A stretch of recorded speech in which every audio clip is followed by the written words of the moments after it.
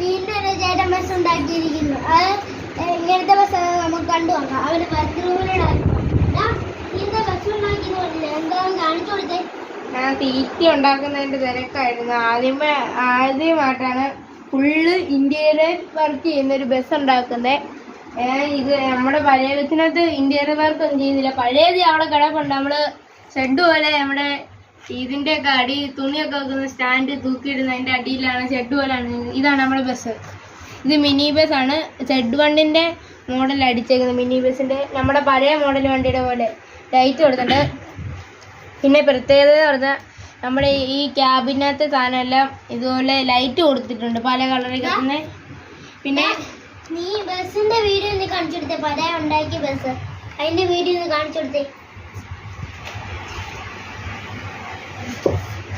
ഇത് നമ്മുടെ പഴയ ബസ്. ഇത് നമ്മള് നമ്പർ പ്ലേറ്റ് വെച്ചായിരുന്നു ഇന്ന് KL 37 F8051.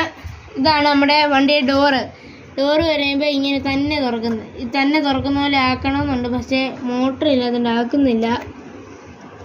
ഇങ്ങനെയാണ് ഡോറ് വരുന്നത്. നട സ്റ്റെപ്പ് കൊടുത്തിട്ടുണ്ട്. സ്റ്റെപ്പിലൊക്കെ ലൈറ്റ് വരും.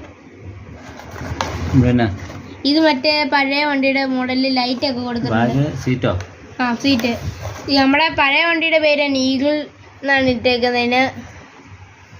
ഈഗിളിന് തന്നെ ഇട്ടേക്കുന്നത്. സീറ്റൊക്കെ ചെയ്തിട്ടുണ്ട്.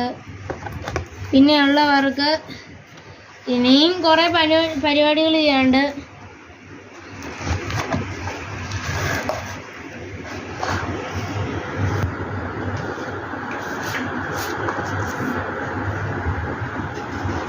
ഇനി ഇവിടെ 2 സീറ്റ് വരും. എന്നിട്ട് ഇനി ടോപ്പ് അടിക്കണം. ടോപ്പ് അടിച്ച് കഴിഞ്ഞ് ഫുൾ വീഡിയോ നമ്മൾ വരുന്നതായിരിക്കും ഗൈസ്. ഓക്കെ. ഇവനുണ്ടാക്കിയ ബസ് പഴയത് നമ്പർ പ്ലേറ്റ് വെച്ചു. ആരും കണ്ണു വെക്കാതിരിക്കുള്ള സാധനമാണ് വെച്ചേക്കിരിക്കുന്നത്. ഇതാണ് കണ്ണു വെക്കാൻ സാധനം.